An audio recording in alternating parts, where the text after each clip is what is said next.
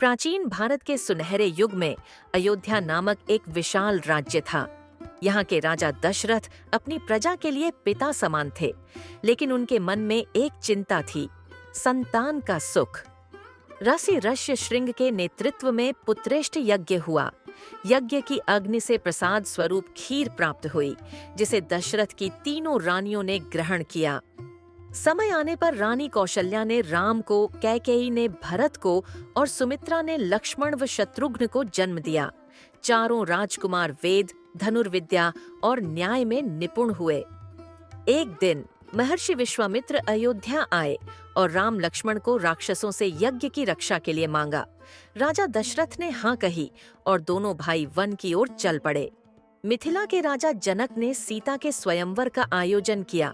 शर्त थी शिव धनुष को भंग करना। सभा में उपस्थित राजाओं ने असफल प्रयास किए। तभी राम ने धनुष उठाया और प्रत्यंचा चढ़ाते ही वह टूट गया। सीता ने राम को वरमाला पहनाई और दोनों का विवाह हुआ।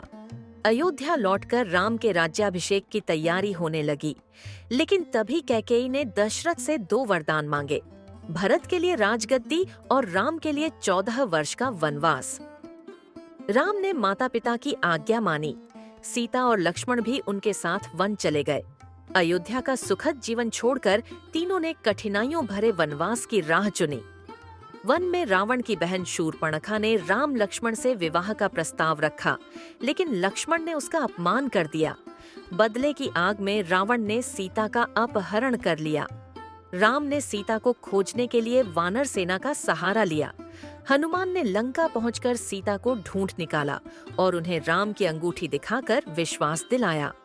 वानर सेना ने समुद्र पर पुल बनाया और राम ने लंका पर चढ़ाई की। रावण के भाई विभीषण ने राम का साथ दिया और अंतिम युद्ध की शुरुआत हुई। राम ने रावण का वध कर अधर्म पर धर्म की जीत स्थापित की। सीता की अग्नि परीक्षा हुई और अयोध्या लौटकर राम का भव्य स्वागत हुआ। प्रजा के संदेह के कारण राम ने सीता को त्याग दिया। वाल्मीकि ऋषि के आश्रम में सीता ने लव कुश को जन्म दिया। वर्षों बाद राम ने लव कुश को पहचाना, लेकिन सीता ने धरती माता की गोद में समाधि लेकर अपनी पवित्रता सिद्ध की। अंत में राम ने सरयू नदी में जल समाधि लेकर मोक्ष प्राप्त किया।